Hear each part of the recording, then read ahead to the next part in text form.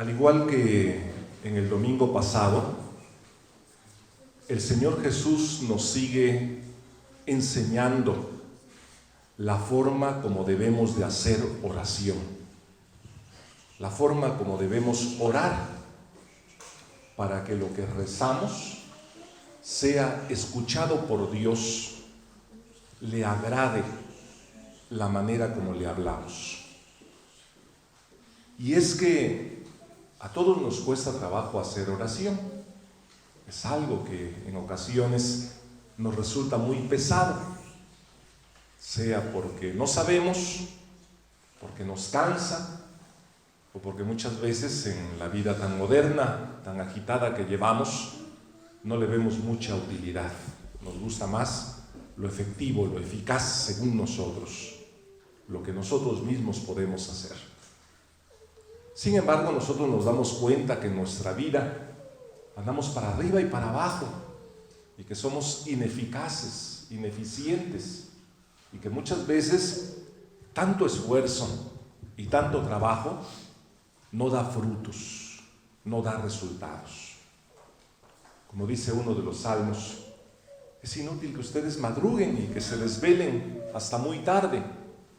Dios le da el pan a sus amigos mientras ellos están durmiendo.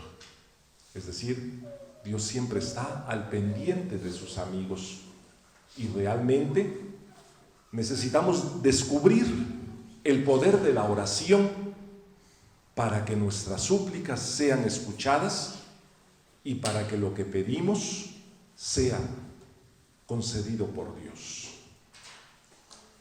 Para explicarnos el valor de la oración, el Evangelio nos pone dos ejemplos.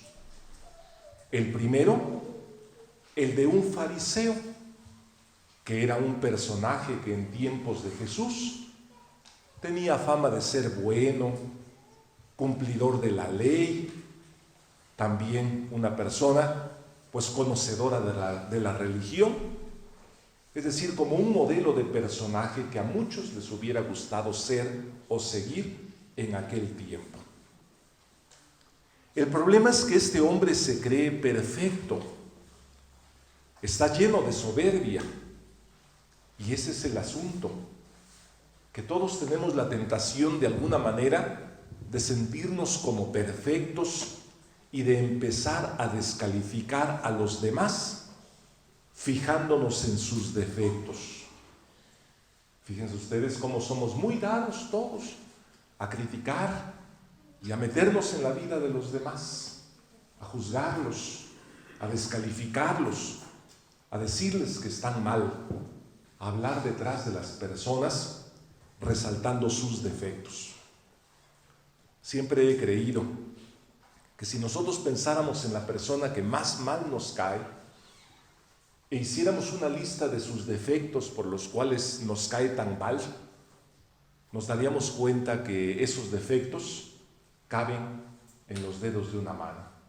3, 4, 5 cosas, alguna en la cual tenemos nosotros nuestra fijación y que hace que esa persona nos caiga tan mal. Pero si nosotros tomáramos en cuenta sus virtudes, sus cualidades, sus cosas positivas, nos daremos cuenta que son interminables, que la lista es muy larga, muy grande, porque cada persona, incluidos también nosotros, tenemos mucho más cualidades que defectos.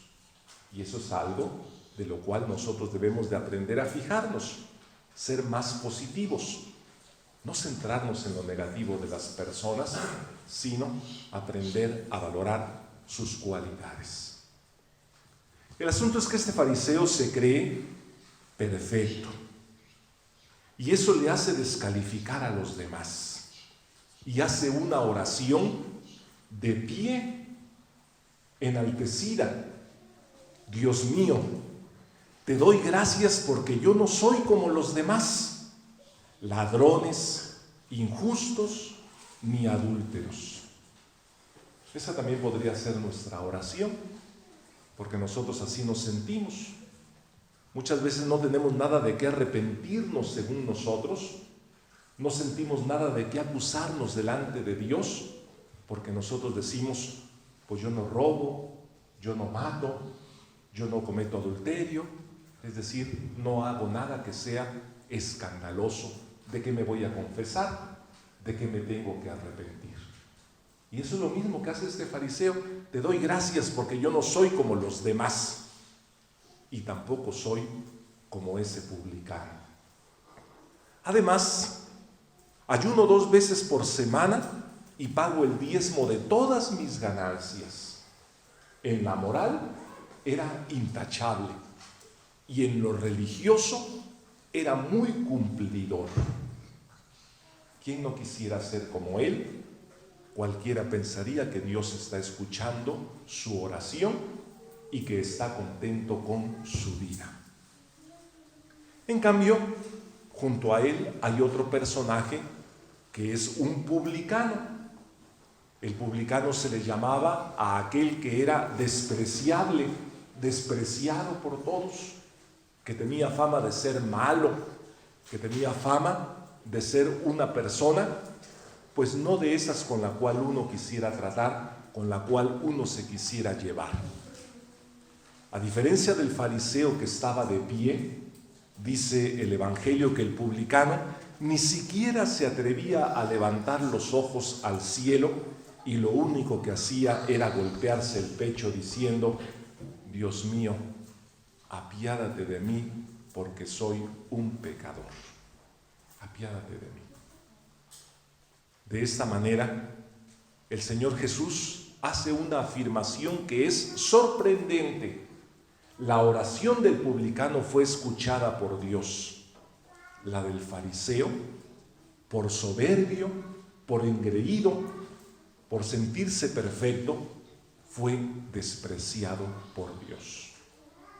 Porque así toma sentido la primera lectura que nosotros escuchamos del libro del Eclesiástico, cuando dice: la oración del humilde atraviesa las nubes, mientras él no obtiene lo que pide, permanece sin descanso y no desiste. Fíjense qué afirmación tan bonita hace la Biblia. La oración del humilde atraviesa las nubes. De esta manera se nos da a nosotros un secreto para que recemos, para que oremos con eficacia. Nada de engreimiento, nada de soberbia, sino con sencillez ante Dios. ¿Quién de nosotros se puede poner como presumido ante Dios? ¿Con qué lo podremos apantallar? ¿Quién de nosotros le puede decir a Dios, casi como quien le habla de tú a tú: te voy a decir lo siguiente y te exijo que me escuches? Ante Dios ninguno puede comportarse de una manera altanera, porque Dios, como dice también esta primera lectura, no se deja impresionar por las apariencias y no desprecia a nadie por ser pobre y por ser humilde. Pues les invito de esta manera a que la liturgia de este día llegue realmente a nuestro corazón. Todos tenemos mucha necesidad de orar, todos. Debemos de descubrir otra vez el poder de la oración.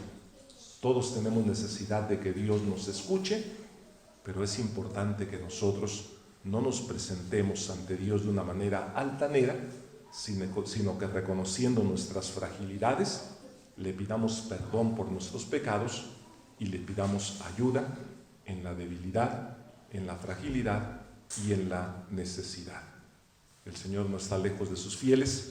Hemos leído en el Salmo y hoy nosotros le decimos al Señor: queremos que estés cerca de nosotros, te lo pedimos con sencillez para que nos escuches siempre que te invocamos. Que Dios los llene de bendiciones y que la Santísima Virgen María interceda por nosotros.